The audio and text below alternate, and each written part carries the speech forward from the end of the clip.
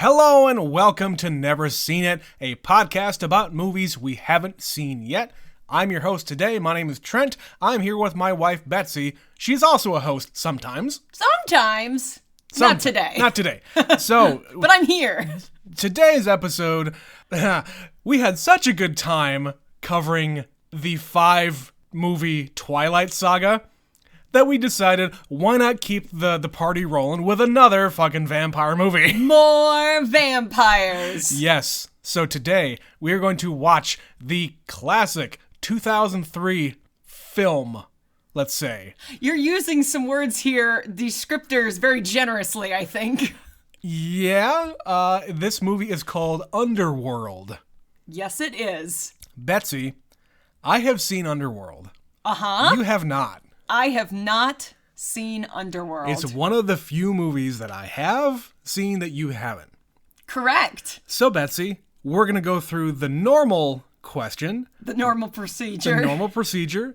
Why haven't you seen Underworld? So, I know this came out in the early 2000s, and before we recorded, you informed me it was 2003. Yeah. So, usually my best bet, if it's 2002-3, is I was a senior in high school / a freshman in college, depending on which part of the year this came out. Mm-hmm.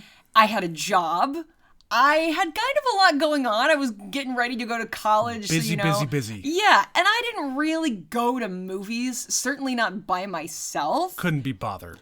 I just didn't have a whole lot of extra time on my hands, and when I did, I was usually just wanting to be home.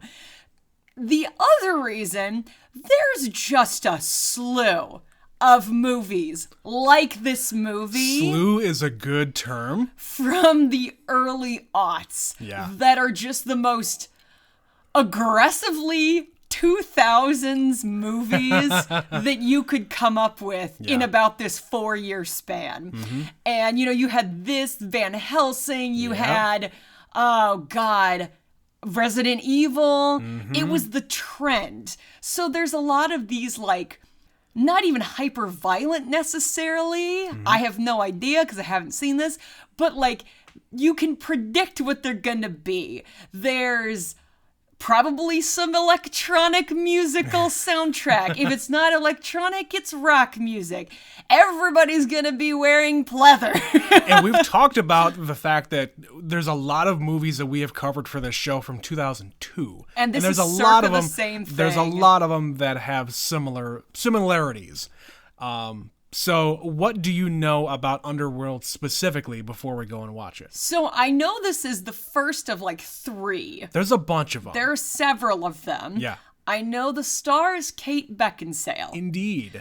Other than her, I do not know. I cannot name anyone else in this movie. I, again, imagine there are people I recognize. You will absolutely recognize at least a couple. Okay. I know it has to do with vampires. My assumption is she is a vampire. I do not know, however, if it's a weird Renesmee situation where she's born a vampire. She's special. If it's Blade, where it's half vampire. That's another one from the, late 90s, early aughts. Oh, we've seen all the Blade movies. We have. You have made me watch those a few times. I have subjected Betsy to all 3 Blade movies, so we will not be covering those on this show. No, we'll have to subject someone else to those if we want to watch Blade. Sure. But yeah, it's just in that kind of genre of movies like that. Yeah. I do not know what this is, though. I just know vampire stuff, ? Okay. And Kate Beckinsale. This was kind of their attempt at making her a really big action movie star. So there's probably some guns. I mean, maybe. They succeeded in the fact that they kept on making these damn movies, and I think she's in all of them. She is, yeah. And you would think if you're going to do a bunch of sequels to this kind of mediocre franchise, that you would maybe recast the main person and then just make it on the cheap. Maybe. No, they went full hog, like they did with the Resident Evil movies. I guess. Mila Jovovich is the star of all, 5 of those movies. There's a new one coming out, too, isn't Yeah, there? not starring her, though. No, but it's There's a first Netflix one. series about Resident Evil. Is it a series? It's a series, yeah. Oh, God. Okay. All right. But yeah, I don't know what this actually is, but as I said, I'm kind of making some assumptions about what I'm going to watch based on what else was going on in cinema at that time. I think there's going to be some Matrix-style action sequences, like slow-mo flying through the air bullshit. Oh, yeah. If there's guns, there's going to be some wild gunfights. There's going to be, as I said, stylistic. Yeah. I have a feeling this movie is going to have a very blue palette. Okay. I don't know. I just think gray. I think gloomy. I think vampires. I'm just assuming there's going to be kind of this glow about this movie, but like a darkness, you know? Okay. Probably at night a lot. Because, vampires. So I'll be interested in the vampire lore of this particular vampire to see how consistent or inconsistent it is. Now, I have not seen this movie in, probably close to 15 years. Yeah. I remember precious little about it, other than I know these people show up. I know there's this guy that shows up. I know that there is a warring clan, let's say. And as far as what the story is, I don't really remember. I also don't really remember the lore. We always talk about, we want to know what this universe is like. How are your vampires different than other vampires in other fiction? And how do they exist in the world? Yeah. Are they completely hidden from the rest of the world? How do they die? Do they die from sunlight, garlic, stakes to the heart, things like that? Do they sparkle in the daytime? Right. Right. I always am curious about that shit. My assumption is she's an anti-hero because usually when you're a vampire, your whole thing is blood and killing people. But you're a hot, sexy vampire. So yeah, I have just a lot of guesses what I think is gonna happen based on the little I know about this movie and the other stuff around this time. All right. I don't know if it's gonna be any good. I think I've set the bar pretty low, so at the very least, this will probably exceed my expectations. Betsy, if they made fucking 5 of these or however many, right, it's gotta be at least some kind of quality. I'm here. looking forward to some really, in retrospect, god-awful CG. Yes. All right, Betsy, let's go and watch the first Underworld from 2003. We will be right back.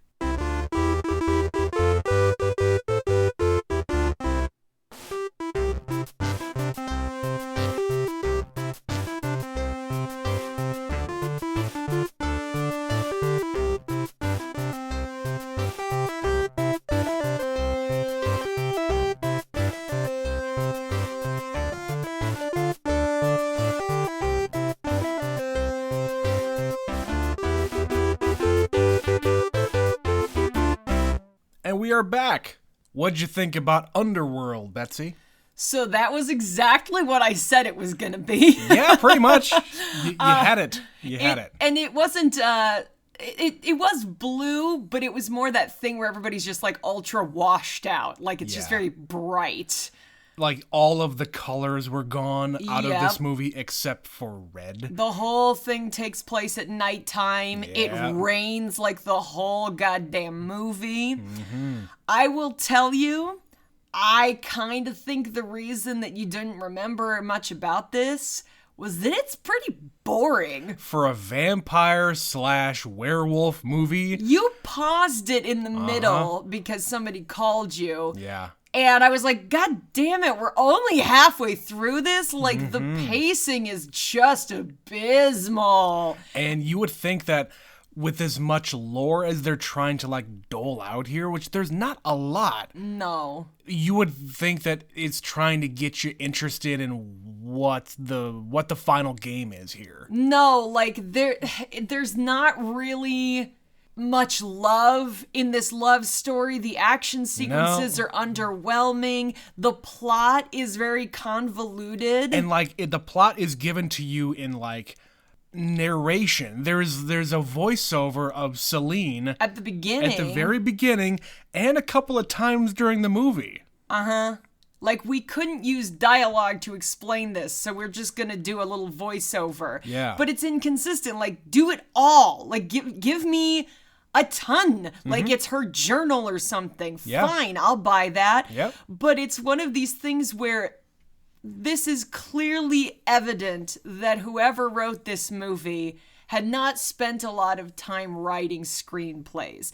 Because it's just like, oh, this is the bad guy. Just kidding, it's actually this guy. Just kidding, it's this guy. Oh, once more, for the people in the back, it's someone else entirely. Yep. And allegiances change, and I don't know why I'm supposed to care. And the good guys are bad guys, and the bad guys are good guys, and Celine is like one note the whole fucking movie. Everyone has a tragic backstory.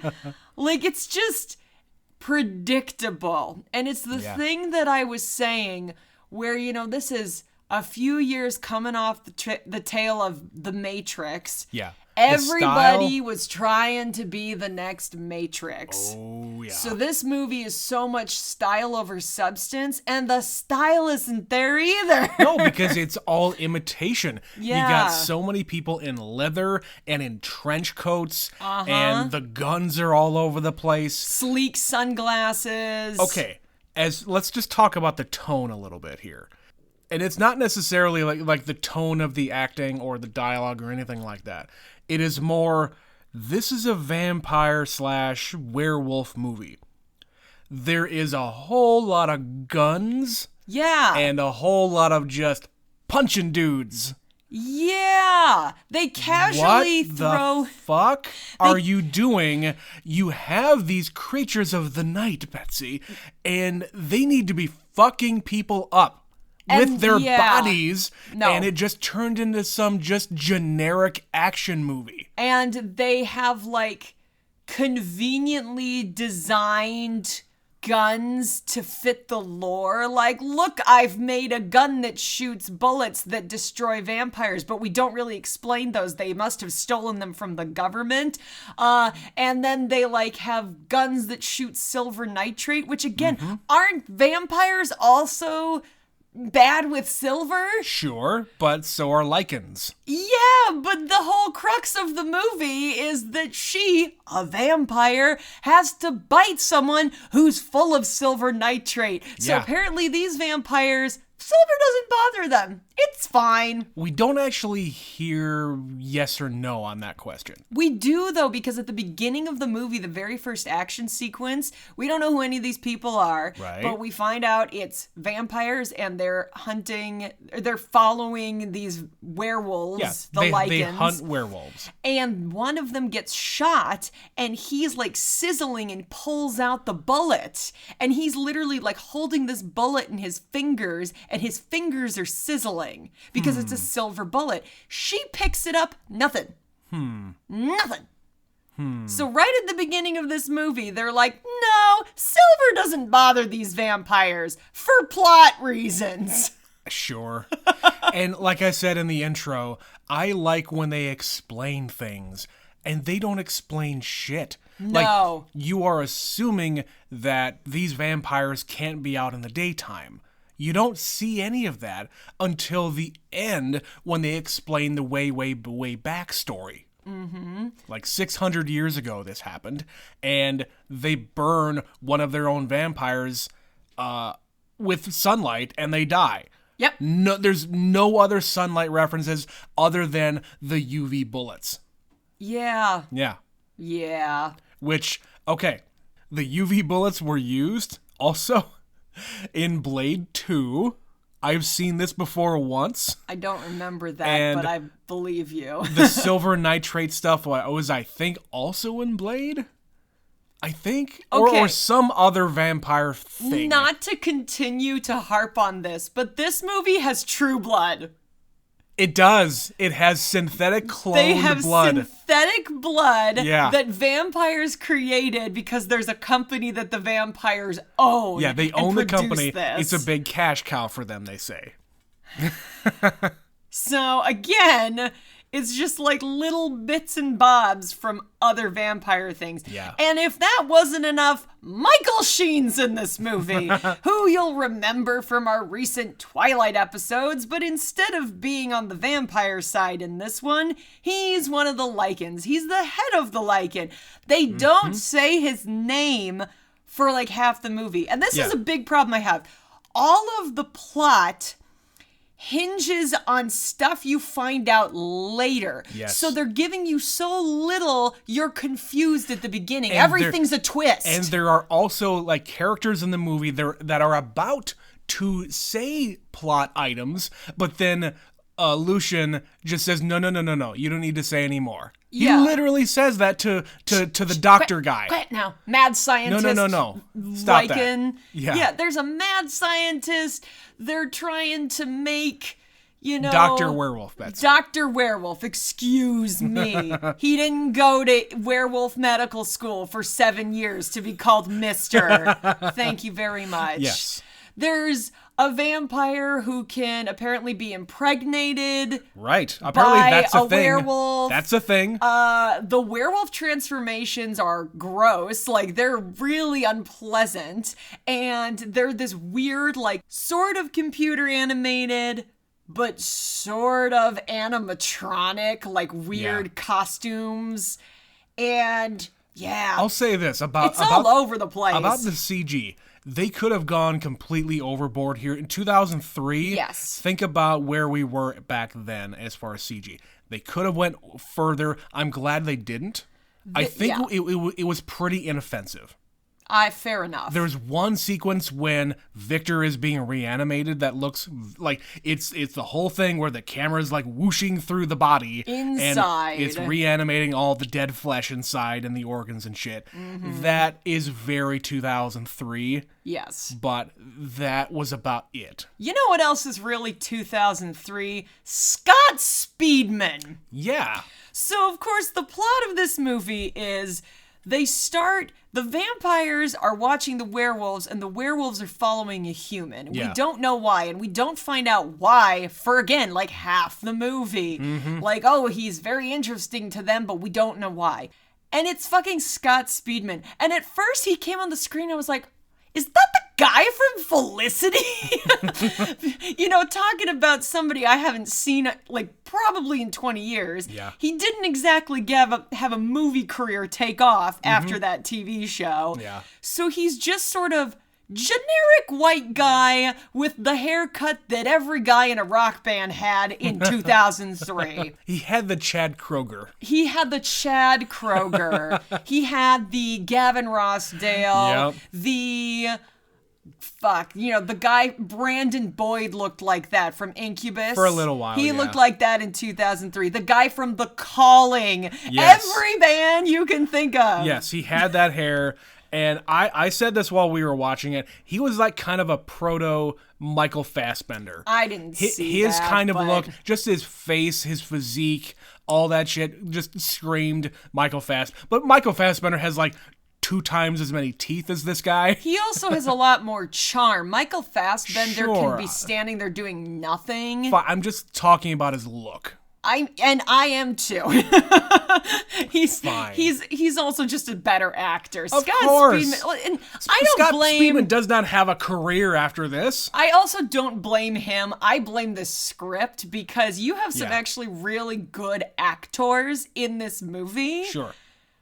But they have been given next to nothing to do. I would say The the most one, acting that happens is Michael Sheen. Michael Sheen. Yeah. He does the heaviest lifting in this Yeah. movie. He has an actual emotional arc here that, again, we don't get revealed until the very, very end of the movie. Right. Where... He's the bad guy, except maybe he's not. He's just misunderstood. Right. He's like, Thanos actually has a really good point about genocide. Yeah, like we all have to get on Lucian's side because Right. he's been wronged. Right. It's always about a woman, Trent. Of course. Because you have to have something bad happen to the woman to advance the plot of the man. Of course. That is how these things work.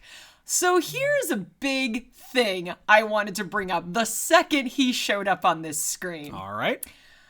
Do you remember who Michael Sheen was with for a really long time? Kate Beckinsale. Correct. Yeah. This was the year they broke up. Did Underworld kill their relationship? I don't know. I had no idea they had made a movie together. And yeah, literally 2003 is when they pinpoint that those two were no longer a couple. Then You should not work with your spouse. Apparently, well, as we say as we record. And this is a leisure activity. A leisure activity. All right. If we were doing this professionally, we'd have to get divorced or something. Nah. But yeah, I thought that if it helped the podcast. Twist! Drama! Subscribe now. Push the button. Give us money. We are going through a divorce. We need Lawyers your are money. expensive. If it gets you on board, why not? Anyway. But yeah, so the two of them together on screen, but they had like no scenes together or next to no scenes together. Not really. She shoots him a couple of times. Yeah. At the very end, they're both together, but yeah, they're barely on screen together. Right. Who else shows up in this?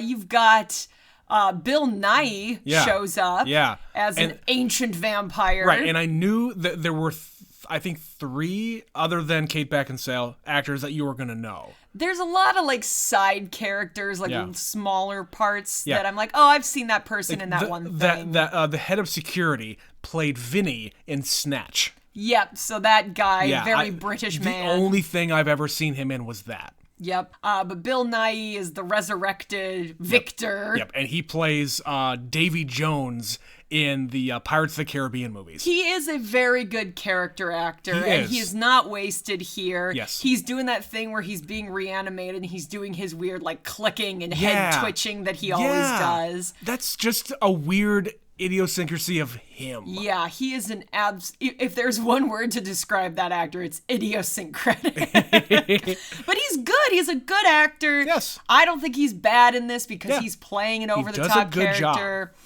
But then there's, other random side people. So, like, there's another vampire chick who I was like, oh, I kind of recognize her. I finally had to look her up. I can't remember her name now. Erica something. Again, the blonde. Early 2000s actors. The thing I know her from is Tristan and Isolde. It was like 2006 or 7. I saw it once. It's not good. That kind of... Again, just stereotypical what every woman looked like in 2003. She's a generic blonde girl. Yeah. That's about it. You know who she reminded me of in this? Because they look almost exactly the same. What's Does she her look name? like one of the Fannings? I mean, yeah, to a degree she does. Yeah. Dakota all grown up. Sure. But she looks like the chick who's on Chuck. Oh. What's her name? Yvonne? Yvonne, yes. Yeah.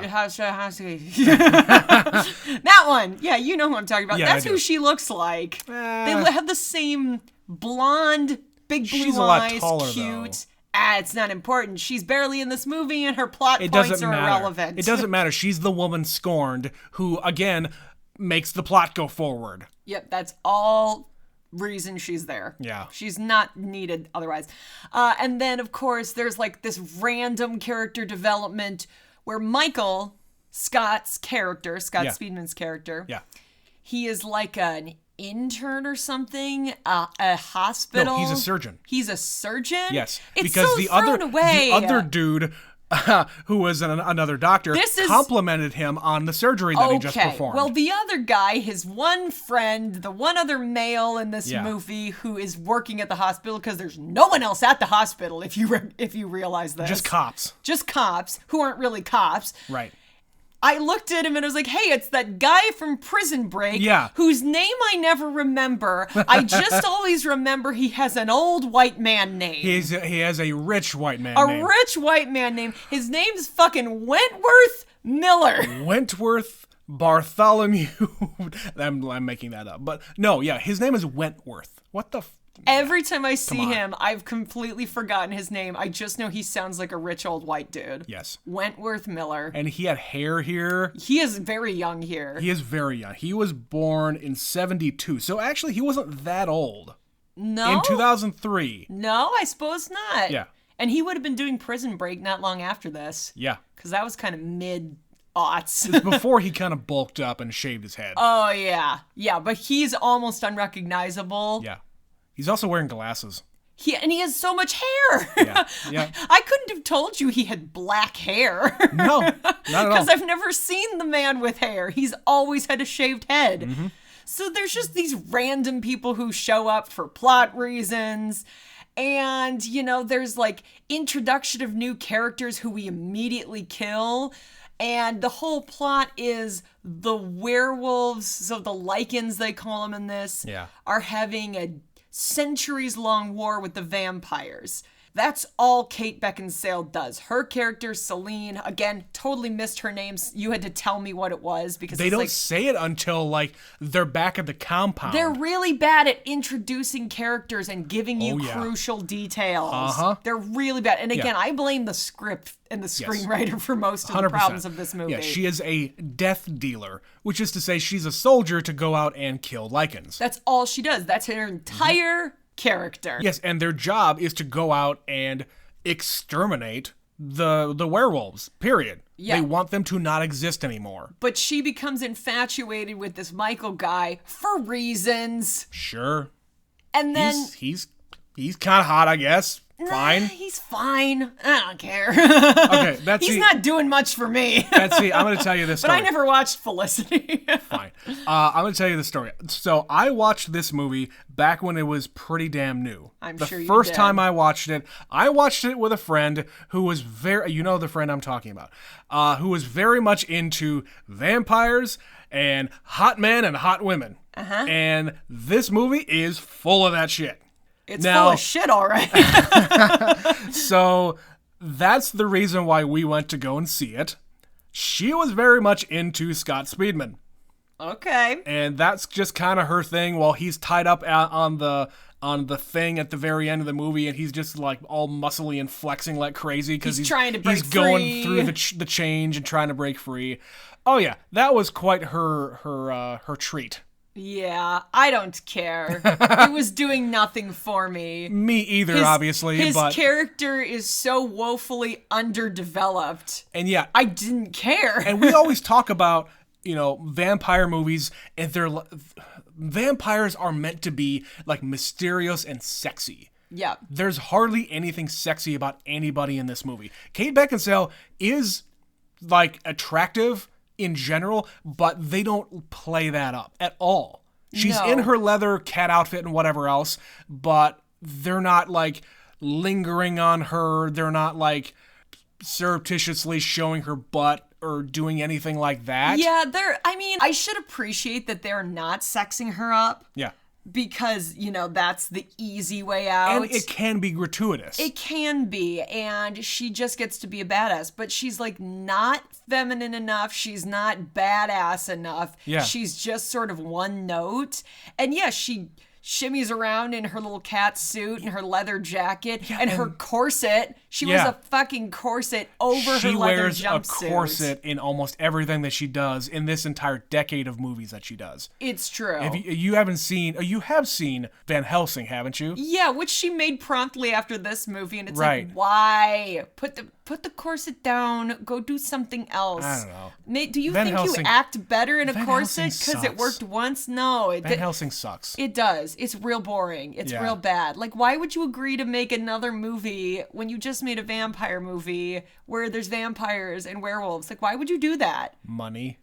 I get it, but you need better management, sweetheart. Like, she's a good actress. I have seen her do a variety of things. The first thing that she made, her first major movie, she was doing Shakespeare. She did Much Ado About Nothing. Mm-hmm. And she's great in it. She's like a baby. She's like 17 or something. She's very young. I don't think I've ever seen her in anything else but this movie.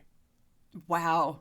Interesting. I mean, she's never had like an amazing career, but she's worked. Sure. And I'm sad that she is now defined by this character. She's kind of wasted on this stuff. She's so But you know wasted. What? She signed on for 5 goddamn movies. I had no idea until 10 minutes ago that there were 5 of these fucking things. Yeah. And, good on her. She committed to this character. She committed to the fans who liked her as this character. And good on her. I just have to hope that the other ones get better, because you can look at this one and I'm see... sure they don't. I just mean, in the very least, to do her some service. Like, for crying out loud. But going back to your point, we got on this topic because you're talking about vampires being sexy. Yeah, they're all wearing, like, very restrictive corsets, leather. Well, and all the dudes are wearing, like, the big, billowy trench coats. We can't, like, I just kept thinking, like, can't vampires just, like, chill out in sweatpants once in a while? And then I was thinking about it, how, I wish they would make a movie about vampires, like underachieving vampires, and then I realized they already did, and it's What We Do in the Shadows. I was just gonna say, it's totally the reason I love that movie. It is everything that every other vampire movie is not. We have said this before plenty of times. What We Do in the Shadows is the best vampire movie ever made. It is not underrated. It is rated. It is perfect. It is not under discussion. It is the truth. It is, because it takes every trope from one of these movies and turns it on its head and makes it fucking hilarious. And I just There's love sexy it. vampires in that one, but not how you think. No. So, yeah, I just kept thinking that, like, everybody is so restricted and uptight. It's like, is there some weird rule that when you turn into a vampire that you're an immortal, you have to wear red and black and leather and pleather? Right. And even, like, Victor was saying, as he was waking up, he was, like, decrying the vampire coven being decadent. There's not really anything decadent about what they're doing. They're just kind of hanging out in the parlor area, like hanging out on each other's laps. Yeah. And doing what? They're not doing anything. There's no sexy times. No. The only people who actually drink blood are the people who are, like, having, like, the fucking wine glasses at the big meeting of the American and I guess Hungarian, or I guess this is like a European coven. They're in Hungary. Yeah. They never say it, but you can deduce it by Googling things. Yeah, but they have this big meeting. That's the only time they actually drink blood. Yeah. Otherwise, no vampires attack any humans and drink their blood. No, the only times you see anybody biting necks is Michael Sheen bites the Scott Speedman character. So Lucian bites Michael. Yep. Which I was like, wait, is he a vampire or is he a werewolf? Because he's got the blue eyes and then fangs come out. Yeah, he's like biting his neck and sucking his blood, but only to collect a blood sample. And he's not trying to suck it, he's just trying to get it on his face. He's just trying to get some blood. Yeah. And then at the end of the movie, when she turns Michael into a vampire werewolf hybrid thing. Right. And again, she's not trying to suck his blood either. No, she's just got to bite him. Biting him to get him infected with her blood. So yeah, there's just a lot of gaps. Like, we don't care about the fact that these are immortals who have to drink blood to survive. They also have kind of weird things saying, oh, the lichens feed on humans. Because the lichens are also apparently immortal because Lucian is hundreds of years old. Yeah. Like, they just, again, throw away dialogue. Yep. Well, even like you said before, they manufacture blood. They just kind of brush that off that, oh, yeah, we don't need to feed on actual humans. Yeah, so is that the whole thing going on here? Like, we've advanced beyond that? Yeah.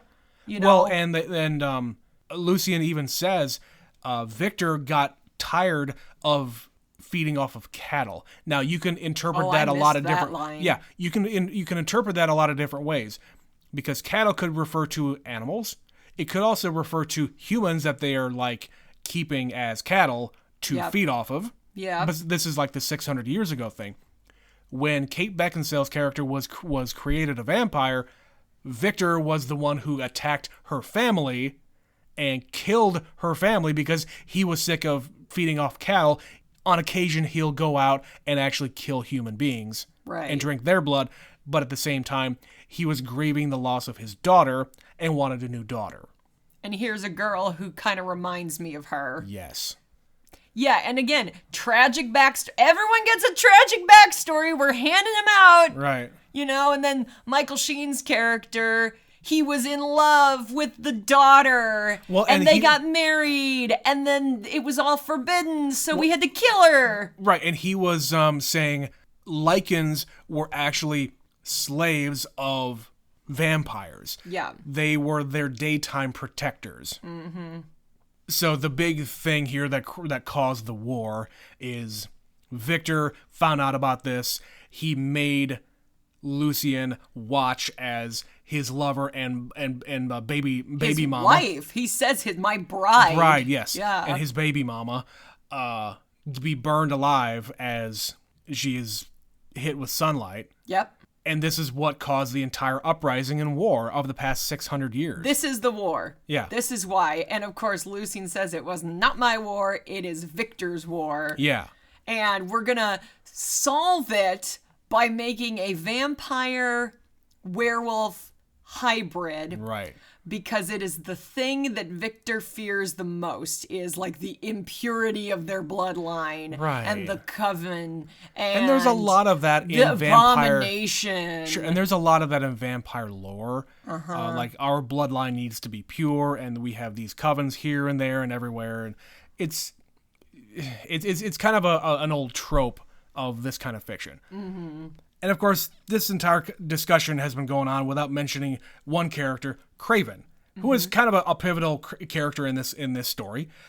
He is basically put in charge of this coven because I guess one of the elder vampires goes to sleep and he puts someone in charge while he's sleeping, and there are other covens around the world. They kind of keep swapping out who's in charge, Yeah. but in the changing of the guard. Right, there's a chain Yeah. that cannot be broken like every century or I don't know however many Yep, centuries. you get to reign, and then you get to reign, Right. and then So I the- go to sleep while you Right. reign. So the one that is reigning now is Amelia. I think so. I think so. Again, poorly explained. Right, and I could have gotten a little bit more out of that, but Yeah, whatever. again, we've not talked about Amelia. I don't know who this is. She Nope. shows up, we kill her, and then it's over. And it's Right. like, what the fuck is her relevance? Right, so we got Amelia, who is reigning now. We've got Marcus, who we don't actually see. But they and we've- casually mention, like, he is part of the same bloodline as Michael. Like, they Sure. throw that in there somewhere just Right. because reasons. Right. So he it's actually his turn next, but instead of waking up Marcus, they wake up Victor. Well, so Celine wakes up Victor. She Yes. goes in there and jumps the gun Right. to surprise everybody. Like, Yeah. I need your help. I And need your Celine advice. Celine has this connection with Victor because she was made by Victor. And at this point, she doesn't know the real truth. She doesn't, yes. But she needs his help because the Craven dude Yeah. has apparently gone down in vampire lore as the one who killed Lucien. Yeah, there was this big, huge battle way back when the war started, but They Craven came out on top. Craven was the one who claims that he was actually the one who killed Lucien, but in reality, all they did was cut a deal. Yep, and he's been laying low, and You Craven's get getting power. you get to be the vampire that claims that you killed me. I'm going to tear a piece of my flesh with a tattoo on it that proves that it's me, to show everybody else so that you can be celebrated as this conquering hero. But in reality, I'm going to, I as Lucien, I'm going to go underground, literally, and start to replenish our ranks. Because this war is going to continue going on until we can figure out how to create this hybrid vampire so that this war will end. Because once the hybrid is around, then there's no differences between us. Yeah. It is his idea anyway. They'll be stronger and better, and, you know, we can end all of this nonsense. Right, and I'm not going to be with another vampire because there's a war going on, and if either of us are found out, we'll be killed. Mm-hmm.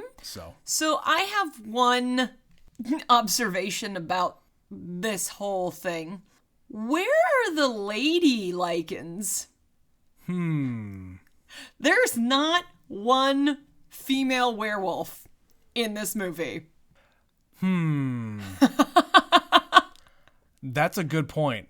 I don't think I noticed any. Like, they had a lot of shots of them all congregating underground. Uh-huh. And I think you're right. You had several opportunities to demonstrate there are women vampires. Right. There are many of them. And they could have shown some, not like transforming or anything, but they had the opportunity to actually show female werewolves down in the depths in the underground. In the sewer. In the sewers while they're all congregating.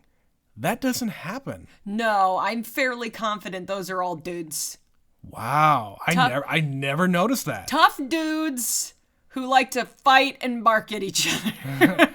There's very little. Like, think about all the Twilight jokes about, like, wet dog and dog stinking and things like that. There's none of that here. None of that. There's no humor at all in this fucking movie. It's they take themselves way too It's seriously. so serious. And there is not enough chemistry between the two people who are supposed to be in love. No. I don't buy it. There's not enough conflict between the people who are supposed to hate each other, the people who have cut a deal. Like, I don't care. I didn't care about any of you. None of this was earned. And I'll say this. I never said that this movie was good. In my defense. Okay, so I did kind of enjoy the movie to a point. It is not a bad movie. It is certainly more interesting than Twilight. No, this is the thing, is it's not a bad movie. It's not a good movie. It's just boring. Yeah. And confusing There's at no times. reason why this movie should have been boring. And we already pointed out the things that I think are bad about it. In that you got these fucking superhuman creatures who can rip up some motherfuckers. And this movie is rated R. They could have gone so much further in like the violence and the blood and the gore and everything else. They say fuck twice. Yeah.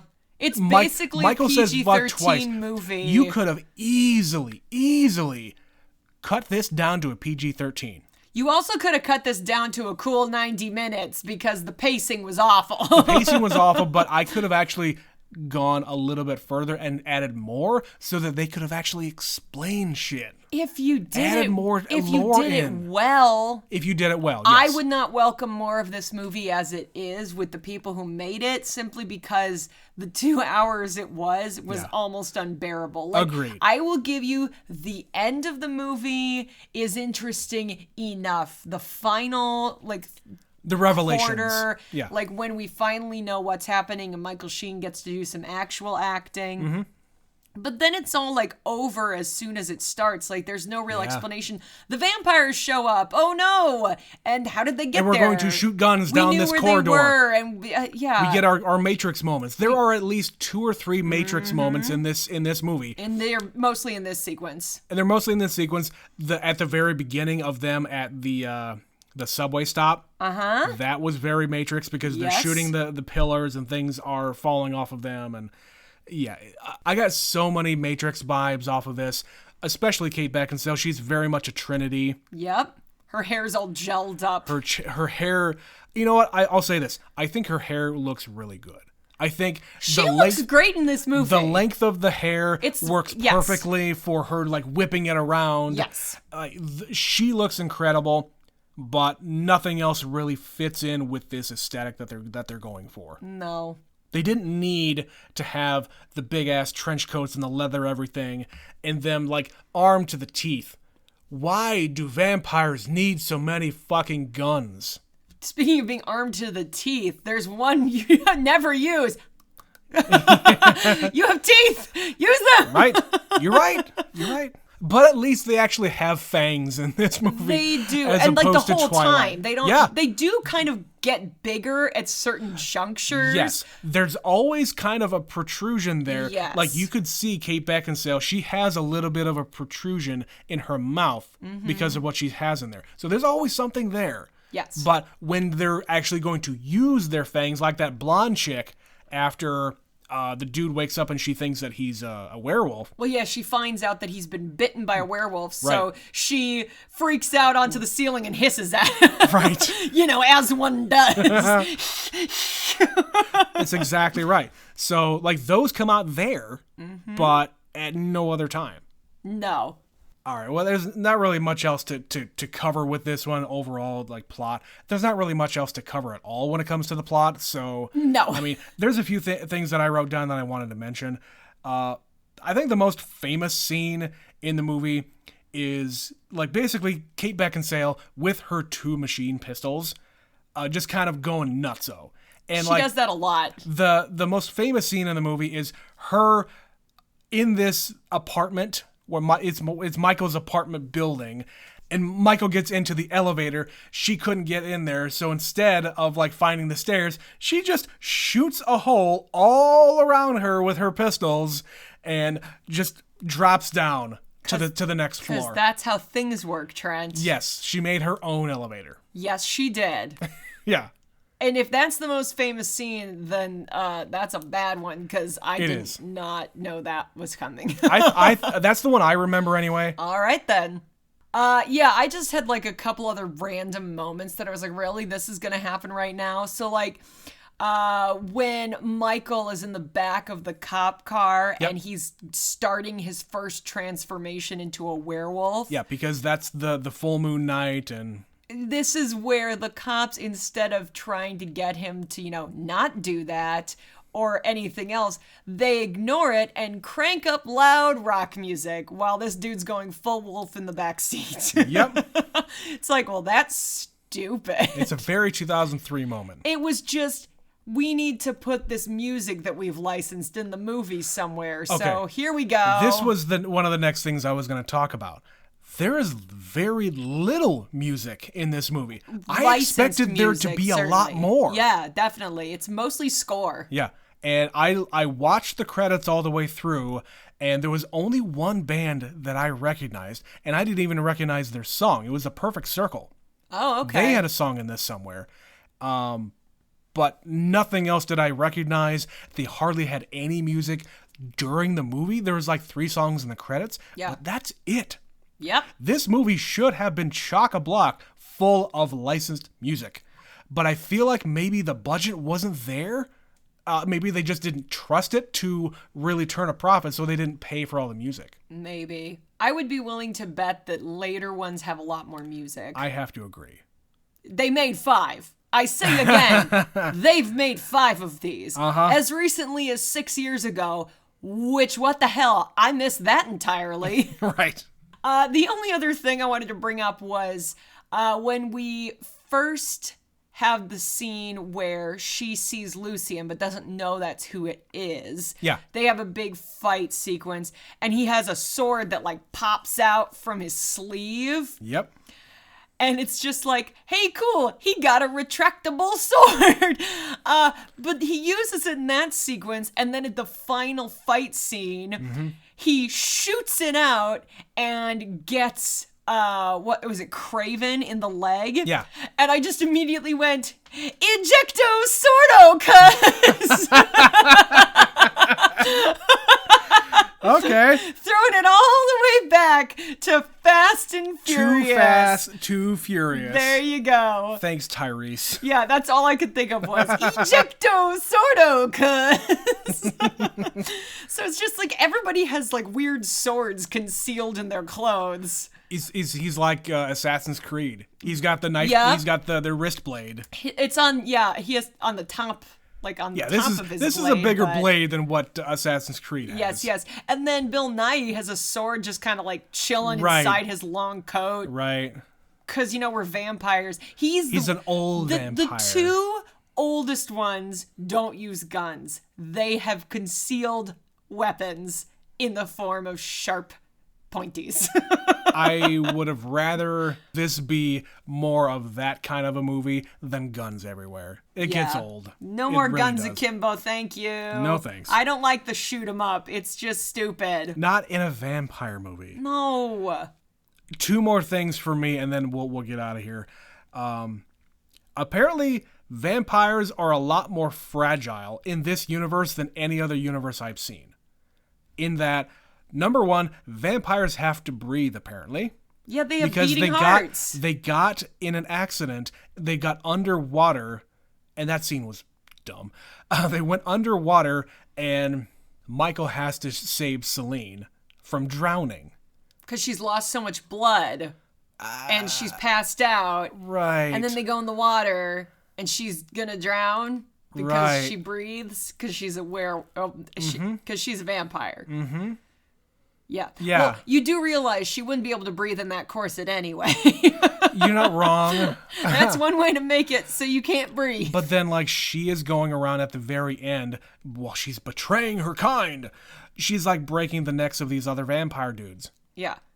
Well, and then when she was in the water, she spit up water. Well, the only reason you do that is if you inhaled it. Also, she cries regular tears. Yeah. In every other vampire fiction I have seen vampires cry, it's been blood. Yep.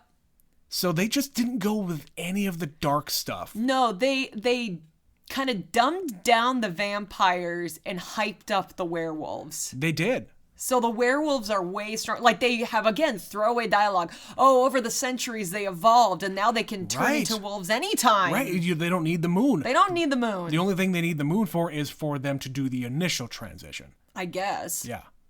Yeah. Throwaway dialogue. Yep, that's one thing we didn't even mention. The last thing I got is something that happened at the very, very end of the movie. It's related to the Resident Evil movie that we also covered on this podcast. And we mentioned it earlier in the show. It has the movie trope of you get sliced up and you don't know that you're sliced up until that part of you that got sliced up falls off.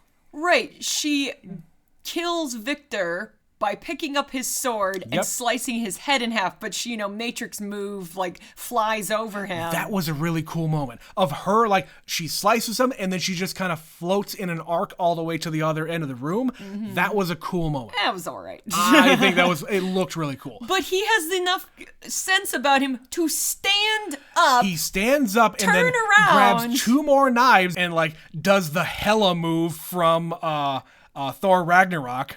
Like, here's my swords. Here's my swords. And then he slowly realizes, oh, my face is going to slide off. Bye-bye.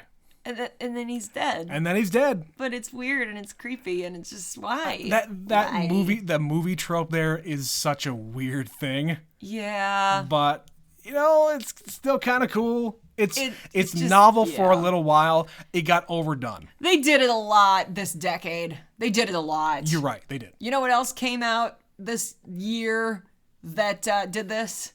Kill Bill Volume 1. Yep. They did the same move and that came out the same year. Oh, what else?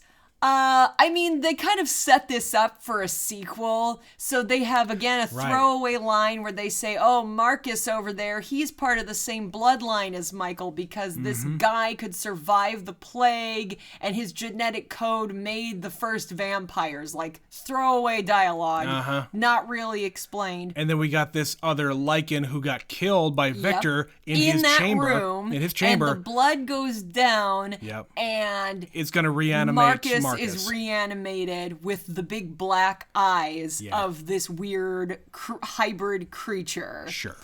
So it's just like, dun-dun, end of movie. It's like, I don't care.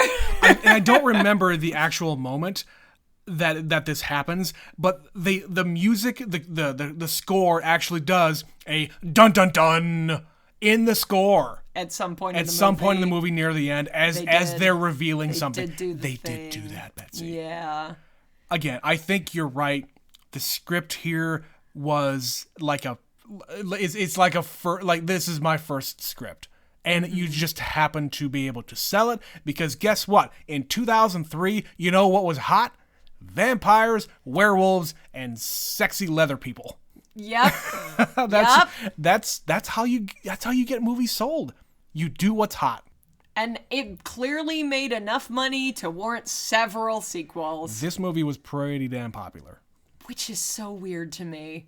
Like, I don't get it, but we liked a lot of weird stuff in 2003. Marketing. Yeah. They marketed the hell out of this. They showed all of the cool scenes in the trailers with Kate Beckinsale. Yep. Yeah, we could do an entire week of movies just that are, like, from this era like I said at the beginning, that are ripping off the Matrix. We could easily fill weeks worth of episodes with that sort of content. There was even one movie that you showed me early on when we were dating. Equilibrium is very, very Matrix. But the difference there, that movie is actually pretty cool. That's a pretty good movie. It's pretty cool. It's, over the top and ridiculous, but it's Christian Bale, it's Sean Bean, it's Taye Diggs. It's worth watching. Yeah. Like, if you're looking for a Matrix ripoff, at least that one's interesting. That's got some style, and the story there is actually very interesting. Yeah, so it's not perfect. It has its problems, but it's better than this trash we just watched. Yep. All right, so that is going to be the end of this one. We watched Underworld. We are not doing the other four. This is not a series. No, but I kind of wanted to have a palate cleanser after Twilight. To get that vampire taste out of our mouths. So let's have more taste. A slightly better version of a vampire. Whatever. I would say I enjoyed Twilight. At least there was a coherent story. I'm not saying it was good. I'm just saying I wasn't bored. All right. Speaking of Twilight. Oh, Twilight, you say? Betsy, we have one more email to read about our Twilight saga. Excellent. From Stephanie about Breaking Dawn Part 2. Okay. And again, the spoilers. Finale. Spoilers for the finale of the Twilight saga. If you haven't seen it all, it's fine. Don't worry about it, guys. Just don't. But if you want to hear about this trash, just keep on listening, I guess. From Stephanie. Don't your parents buy you a fuck house when you get married? I thought everybody got one of those.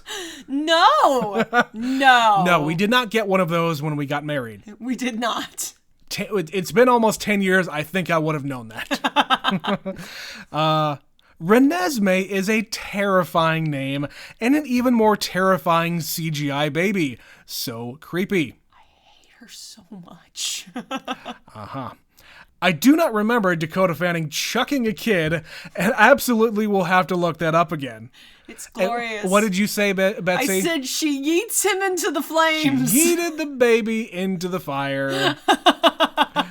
Yes. She does do that. That is an all-time great line from Betsy. You're welcome. I love Lee Pace. He is wonderful. Agreed. Assembling the all-friendly vampires to stand with the Cullens is unnecessary. Mostly don't care about any of them. Agreed. They were completely useless. They're there to flesh everything out, to have a big-ass army. Right. We could have cut some time from this if we didn't need to introduce 20 new characters. Yeah. I really wish that the battle had been real. I mean, what is a finale with no body count? Yeah, it was so fucking boring. Yeah. It's a big fuck you. It is a giant fuck you to the audience. Yes. And to finish up, oh, what a strange phenomenon this series was. What was happening in the world that made people flock to this in droves? Love you guys, from Superfan Stephanie. I don't know. I don't know why people like it, but they do. And maybe it just started with this stuff, 2000s. We had Dracula 2000, and we had Underworld, and we had, God knows what else. Blade. We had 3 of those around this time. Mm-hmm. We had so many vampires. They were very hot in the early aughts. Right, and that kind of fueled the fire, fueled the flames that Dakota Fanning would ultimately get to yeet a baby into. But that's the thing. All of those other properties are all like the rated R shit. Yep. And you didn't have anything that was like more squeaky clean and appropriate for the young adults among us. Oh, I thought of another one. Queen of the Damned. Queen of the Damned is an underrated piece of art. It's an underrated piece of garbage. I love Queen of the Damned. It's a vampire who is awoken by rock music. Yeah. He becomes a rock star and has the voice of Jonathan Davis. What's wrong with that? He's tired of being a vampire. He'd rather be a megastar. Whatever. That's a different podcast for a different time. But yeah, that shit just fueled the little psyche in our millennial brains. Yes. And that just turned into I guess Twilight's okay. Let's do this. Well, you could casually have vampires in your fiction. And Yep. that's what Twilight is. It is casual vampires. Yep. Like, they don't do the things that you normally do. The Nope. Cullens do not go out and kill people. They wear sweatpants and go to high school. That. Yes. All right. Enough vampire talk. I promise we will not be doing another vampire movie, at For a least while. for a little while. For a little while. Or if we do, it's not intentionally. We apologize if they just show up or something. Who knows? Again, we have no plan for this podcast. It just is what it is. So, anyway, please email us like Stephanie does. You too can be a super fan. Email us at neverseenitpod@gmail.com. You can follow us on Twitter, neverseenit_pod. We will tweet out every single episode that we come across. Betsy will often tweet out some interesting tidbits and things that she comes across whenever there's anniversaries and fun facts. Yeah. You can also support the show by clicking the link in the podcast description. You can throw us a buck on Anchor. As we said earlier, we're getting divorced. Wink, wink. Give us Right. your money. We have to pay the lawyers for all of the legal fees. If that's the drama you guys are into. Because we have to make this podcast bigger. And you can help us by supporting the show by going to that page. You can also share this with your friends. Rate us on iTunes. Rate us on Spotify. It takes just a couple of clicks. What are you waiting for? It's already in your fucking hand. You can do it. We believe in you. Yeah. But yes, that is the end of this episode. We want to thank you for listening to Never Seen It. My name is Trent. My name, as always, is Betsy. And we will be back to you next time with another episode. Bye.